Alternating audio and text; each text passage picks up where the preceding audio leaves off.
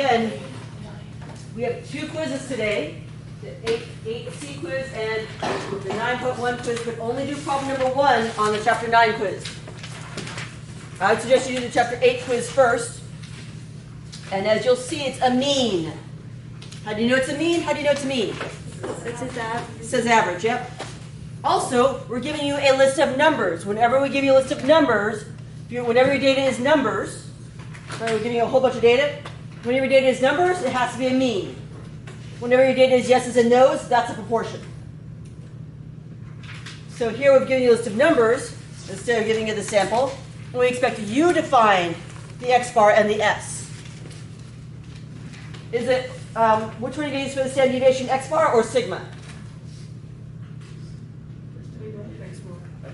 Okay, sorry, rephrase that. So x bar is your mean. Which one are you going to use for the standard deviation, s or sigma? S. Why? Because it's a sample. Remember the sigma is for the whole population. The calculator has no idea whether you give the whole population or just a sample. We're giving it a sample. You know what you're giving it. You know you gave it a sample. What we gave you isn't the problem, is only a sample. So you know to use S. The calculator gives you both in case it is the whole population. So I'd say start with the 8 and then move on to 9. Is that one a mean or a proportion? How do you know? It doesn't say mean or average. Does it have an x bar and an s? No, it doesn't have an x bar and an s, because the x bar and s is kind of the symbol for mean or the symbol for standard deviation. So it is not, and it doesn't have a list of numbers, so it's not a mean. It's a proportion. I'll show you what I'm talking about.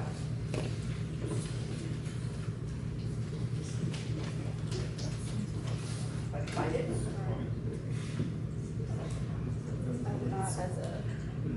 All right, it has no mean or average or standard deviation. Has no x bar or s. So it is a proportion. How many proportions are there? There's two. There's two proportions, right? There's two proportions. Did I give you the p hat? Did I give you the proportions p hat 1 and p hat 2? A percentage? No, how do you know? There's no percentages. Does that make sense? There's no symbol, and there's no, like Francois said, there's no p hat. Instead, I gave you the number of successes out of n. So remember, if you folks can see my shirt, right? N should be the larger number. N is the number of items you have, right? So you can't have 4 out of 3 people doing something. It's got to be 3 out of 4. So the smaller number is your successes, and is your larger number. All right, so I'll give you folks a few more minutes to work on that one. Let's go ahead and get started. I'll give you folks a little bit more time when we get closer to finish this one up, but I do want to get going. So first off, all right, we're doing quiz 8C, and only the first problem from chapter 9 for the chapter 9 quiz.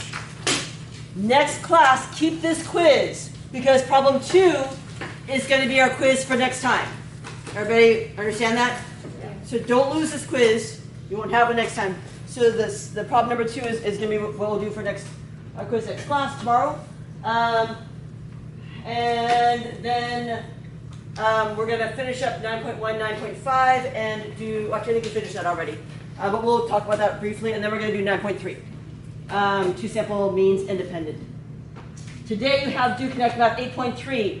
Make sure you use this, when you get a list of numbers, make sure that you use your calculator and lists and help one of our stats to find the mean and standard deviation. Right? They expect you to find those on your own for a number of the problems on the homework due tonight. Tomorrow you have Connect Math 9195 due, which is this quiz that you folks just did, the second quiz you folks just did. And then Thursday you'll have a quiz on 9.3. And then Sunday you'll have your quiz, sorry, not your quiz, your homework due on 9.3. And then on Sunday your last homework of this group, 9.4, is due. I've reopened all the quizzes for chapters 7 through 9. They're all due now on Sunday, even the ones that were past due. So this is your chance to kind of take another shot at them if you haven't done them yet. That's your last chance to take a look at those. Because we have the exam on Monday to kind of be prepped for the exam. So the exam is going to be on Monday. You have a few options. The first option is you can take it on Monday at either 2 o'clock, 5 o'clock, or 7:30. Or you can take it on Tuesday at 2 o'clock, 5 o'clock, or 7:30. From 2 to 7:30, Andrea's same thing. She'll be over there next door on Monday, next Monday, answering questions and helping people if they want it. Also, exam wrapper 2, which was due tonight, I moved that to Wednesday so I can make sure I mention it to you folks. So exam 2, thinking about how you prepared, how might you want to prepare differently next time, and what mistakes you made. Those 3 questions you're supposed to answer just like you did for exam 1. That's due on Wednesday. So just upload a PDF of that, or you can type it in. And then there's also 2 extra credit assignments that you can do that are due over Thanksgiving. So you might have done them already. One was the what is a mathematician, right? That one, about how diverse mathematicians really are, and 2 is the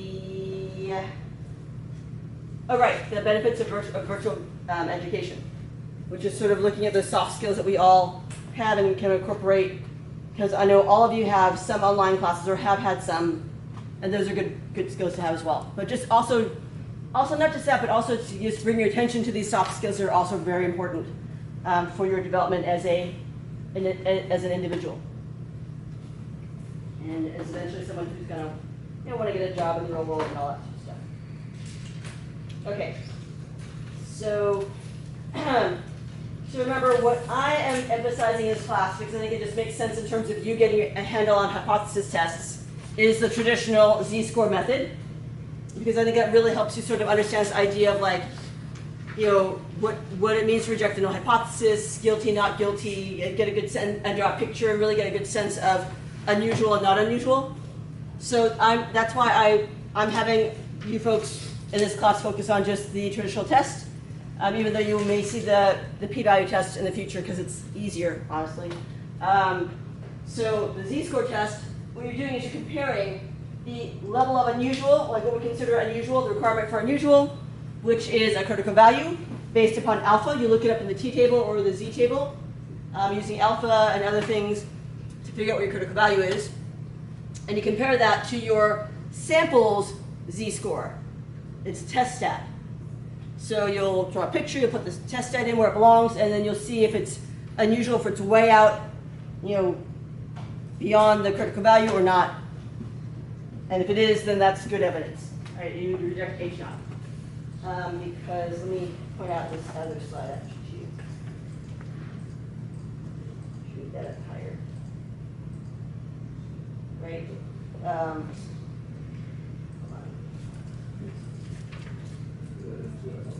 So the idea is again, H naught says you're here. If I get something way, way out to the side, over here, then I'm going to say, oh yeah, my H naught is not there. If I get something in here, then okay, maybe my H naught, maybe my mean or my proportion could be here. If I get something in here, but if I get something way out here, then my proportion or my mean is not there. It's got to be somewhere else. So this, if you get something way out here, then this, Michaela, is where you're going to reject H naught because your mean can't possibly be there. Who's talking? There's some noise going on. Okay, so remember that's where this whole idea of rejecting H naught over here, not rejecting H naught if you're over here, comes from. Okay.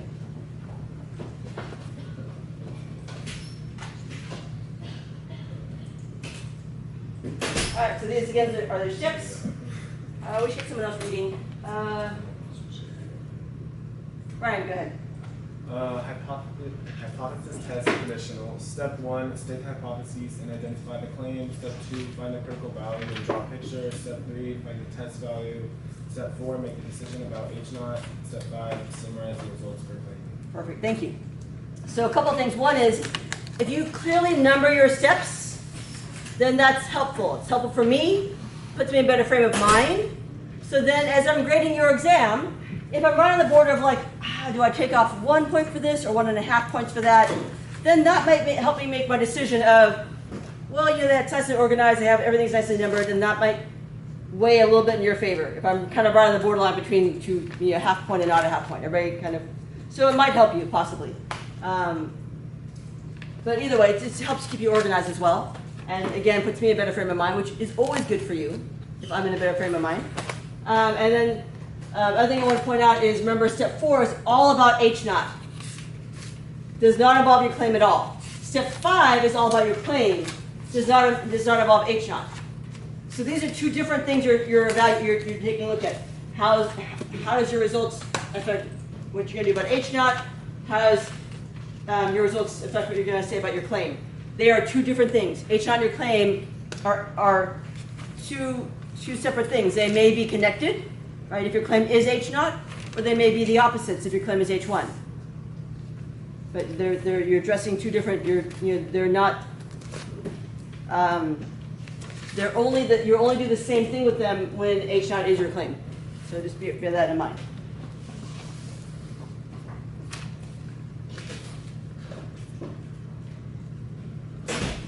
All right, so just kind of, I know you folks have probably seen this a million times. You're like, we got this down. Who feels like, how do you folks feel about doing hypothesis and endeavor? Do you like totally there, or kind of medium, or like what the heck? Okay, so, all right, so it's good for me to go over this. I'm going to go through the steps again one more time, just to be kind of really clear. So the first step, state your hypotheses, identify the claim. Remember, H0 is always what? Equals. Great. There's always no difference. So P equals something or mu equals something. H1 is going to be some other symbol, greater than, less than, or not equal to. So if your claim is H0, then H1 becomes the opposite of your claim. But if your claim is not H0, then H1, we make that whatever your claim is, because your claim has to be one of them. So then after you do that, you should indicate which one is your claim. And again, if H0 is your claim, then you're doing the test to either reject or not reject your claim, because your claim goes hand in hand with H0. If H1 is your claim, then you're doing this whole test to either support or fail to support your claim, because rejecting H0 supports your claim. So it's kind of how those pieces sort of work. Step, I didn't talk about, I don't know why this is there. 5 should be lower, what do you think? Step 2, find a critical value, draw a picture. So if it is a proportion, easy peasy, proportion, Z table, PZ. If you have a proportion, use the Z table. That's the bottom row of your T table. If it's a mean looking Mr. T, mean, use the T table. And then you use degrees of freedom to tell you which row to use to find your T value, your critical value from the T table. So step 2, critical value, look it up in the table. That's the bottom line. Step 3, find your test stat. For a single sample proportion or mean, it's pretty straightforward. It's just one of these pieces here. All right, you take what you got from your sample, subtract what you expected to get from your claim, divide by S over square root of n. Right, the standard deviation adjusted for a sample mean.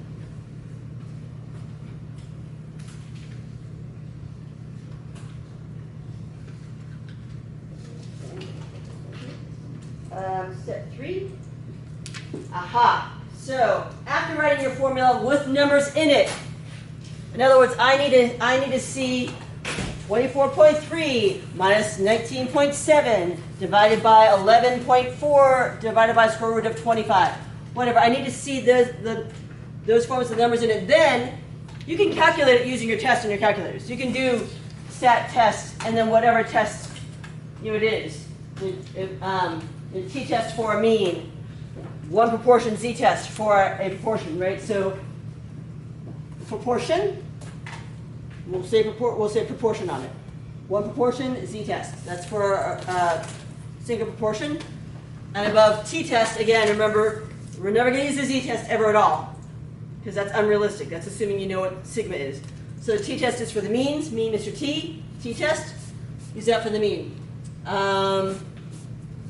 You can use that to calculate the actual number. Please note, the calculator doesn't care what alpha is. Alpha has nothing to do with step 3. Alpha has to do with step 2. Step 3 is all about your sample. So that's where this piece comes in. So step 3, the calculator helps you with that part. It helps you find your test stat and your p-value, if you want that.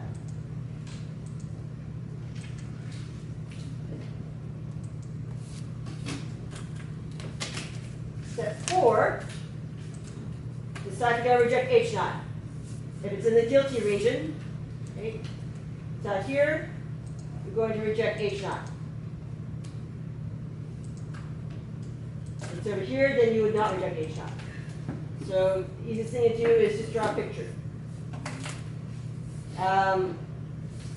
So in a sense, if the z value is kind of larger or further away, right, or further away from the middle, that's when you'd reject H naught. Comparing p-values, remember that's the probability. So general guideline for unusual is 5% or less, or alpha or less, whatever you can change what alpha is. So a small p-value, small probability, that makes it unusual. So it's kind of weird because they're kind of opposites of each other in a little way. A small p-value goes with a really big z-score. The bigger your z-score, the less likely you are.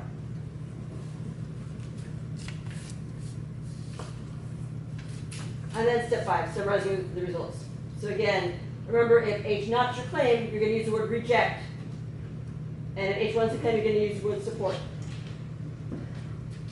And the steps before that, we're just deciding whether you're going to, you had sufficient evidence or not.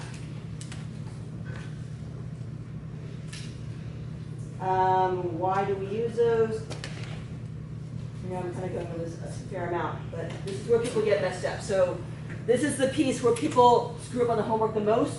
So I'm going over it. I know ad nauseum. I feel like I've explained it to you guys 5,000 times, but one more time. Remember, if H naught's your claim, then your claim is kind of in bed with H naught. Then they're together. So if you reject H naught, you reject your claim. But if H1 is your claim, then it's the opposite. Rejecting H naught helps your claim, supports your claim. So that's why in step 5, we talk about your claim, and sort of it reflects what's been done to H naught. Rejecting H naught supports your claim if your claim is H1, and if your claim is H naught, then rejecting H naught rejects your claim. So those are the reasons why we use those words. So if you have trouble remembering, then remember that R comes before S in the alphabet, QRS. So R goes with the first one, H naught. S goes with the second one, H1.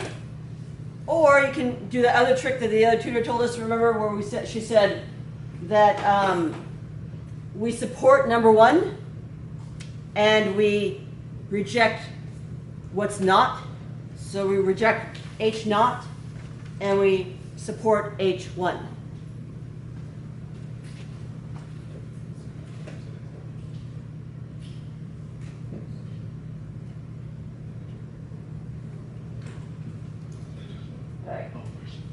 Last thing I'm going to talk about again is one last step. So remember, step 5, everything else stays the same. You're always going to have there is blank sufficient evidence to blank the claim that, and then write down what the claim is. If you're not sure what the claim is, you can just find it in the papers. You can kind of look through the quiz and say, oh yeah, the first quiz, the students wish to see if they scored below the national average on the test. So the claim that her students scored significantly below the national average on the test. Whatever, you can find it in in the problem and just repeat it verbatim. Not repeating it, you're going to lose the easiest points on the exam, right? Just recopying those parts. So looking at the first two things, the first step, it either is or is not enough evidence. That depends entirely upon step 4. It matches up with step 4. If you do not reject H naught, then you do not have enough evidence. If you do reject H naught, then you do have enough evidence. So those always match up together. It's not a not, or both are, or they both are. There is enough evidence because you do reject H naught. The second part here, the reject support, that again goes back to your step 1. If H1 is your claim, if H naught is your claim, you're going to use the word reject. If H1 is the claim, you're going to use the word support here. And please note that it's not mix and match. You can't say that there is not enough evidence to support your claim is the same as enough evidence to reject your claim, because those are not the same thing. Enough evidence is strong. Not enough evidence is weak. So enough evidence to support, or sorry, not enough evidence to reject is strong. It says definitely not true. Not enough evidence to support is kind of weaker, right? It could be true. It might not be true. So those do not mean the same thing if you flip both of them. Okay. So these are the 5 things I expect you to do on the exam, right? Those 5 steps. I've said them like 8 times today, so I feel like I don't need to say them again, but make sure you know how to do those 5. So we'll take a look at quiz problem number 1. So you said this was a mean, and you said you knew it because it said average. Great. So here, we expect you to find, we gave you a list of numbers, right, data. So we expect you to find x bar and s. How do you find them? You put these into the calculator. And we'll do that together.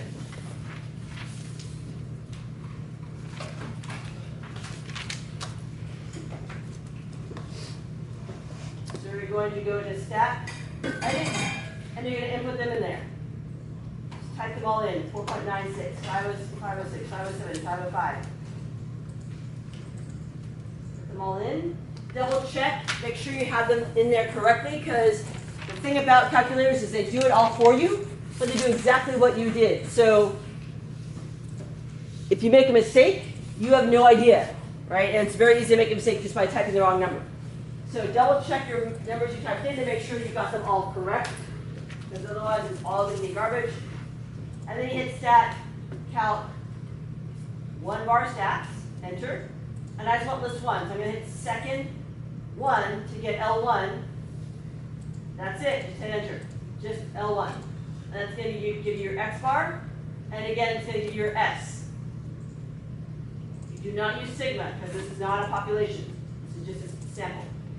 So 523.1, and I would just do one word decimal place that your data is in. So 523, or try to keep at least 3 sig figs. But yeah, 3 sig figs is fine, but this is more than that, so maybe I might do 0.1. So 523.1 and 78.6.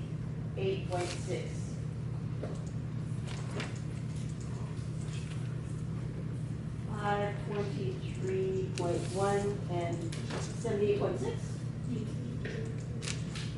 No, not 76.8. Yeah, Okay, good deal. All right, so then I guess what the claim is. Claim is that her students scored below the national average. So she's saying she's concerned that her mean is less than the national average. What's the national average? 515. That's her concern. That's the claim. So step 1, H naught, and put H naught colon, not equals, H naught colon, like name, colon, right? And then you write your name. H naught colon. This is a mean, so mu is equal to, remember H naught's always equals 515. That is not my claim. My claim is less than. So H1 needs to become my claim.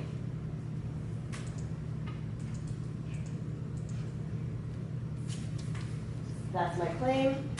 I'm going to be using the word support. Thank you. Support later on. In step 2, in step 5, sorry. Then we have step 2. Find the critical value. It's going to be on your T table.